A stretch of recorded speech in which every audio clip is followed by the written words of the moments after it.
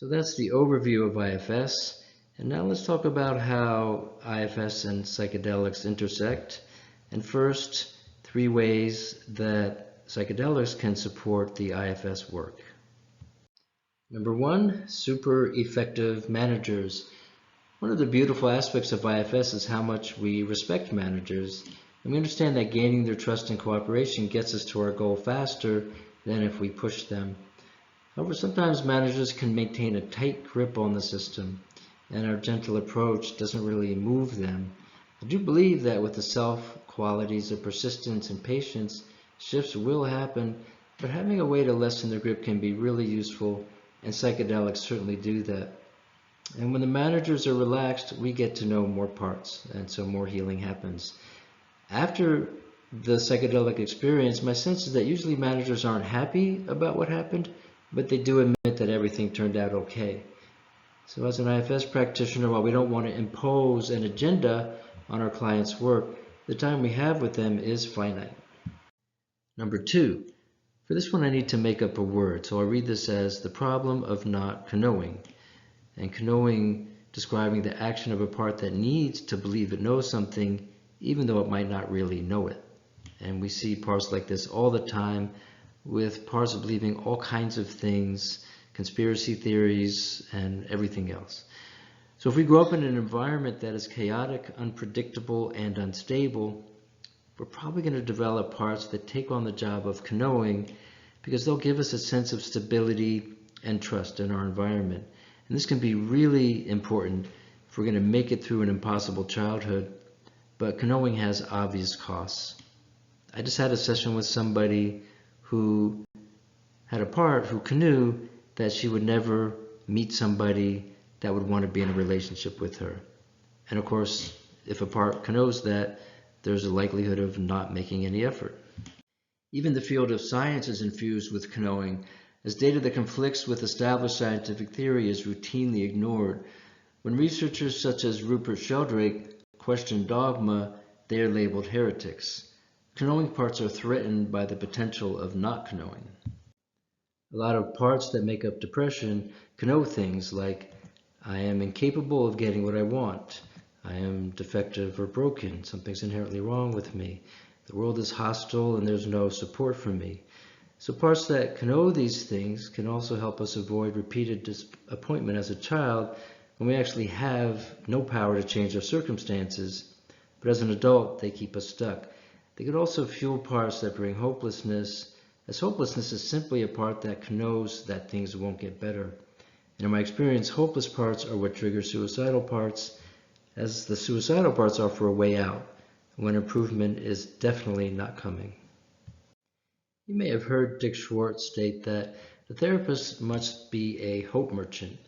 And while this can be helpful as a way to push back on parts that can know that things are hopeless, it seems to be that hope comes from a part as well.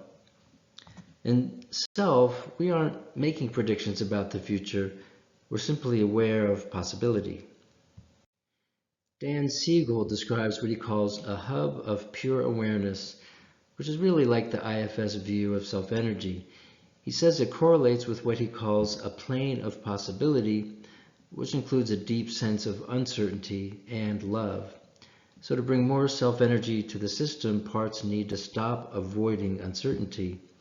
And of course, psychedelics are particularly effective at throwing us into states where our knowing parts lose that ability to deny uncertainty, and we get to practice welcoming that scary feeling of uncertainty. Number 3, increasing differentiation by cracking open the mind. One way to define differentiation is the ability of members of a system to stay boundaried while also staying connected. So in a couple, you might have one parent feel that the kids need more structure, limits, and consequences, while the other parent feels they need more understanding and flexibility. If the couple is not differentiated, they'll spend a lot of time arguing who is right. More differentiation allows them to validate their own reality while also validating their partner's reality, even though it seems to be in conflict. And then discussions leading to compromise can be effective.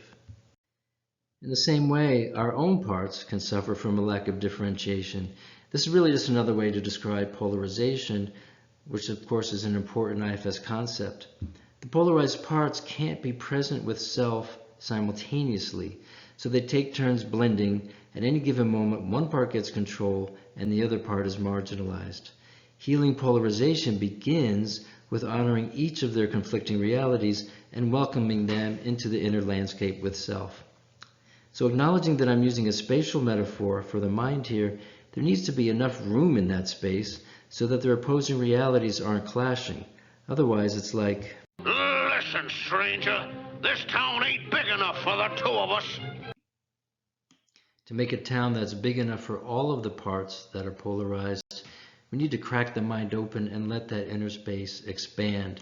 And of course, psychedelics are really good at that. This can be difficult for parts that live in the world of logic. In that world, as Aristotle states, opposite assertions cannot be true at the same time. And without this principle of non-contradiction, we could not know anything that we know. Here's the formula for that. So to differentiate, we need to unblend from these logical parts, and that tends to be scary for them. Walt Whitman wrote, "Do I contradict myself? Very well then, I contradict myself. I am large, I contain multitudes." So these days, whatever someone says, I let them be right, because that doesn't mean that I can't be right at the same time. And whatever parts think, I let them be right, because that doesn't mean that other parts aren't also right at the same time. So this approach contributes to a healing of polarization, both outer and inner.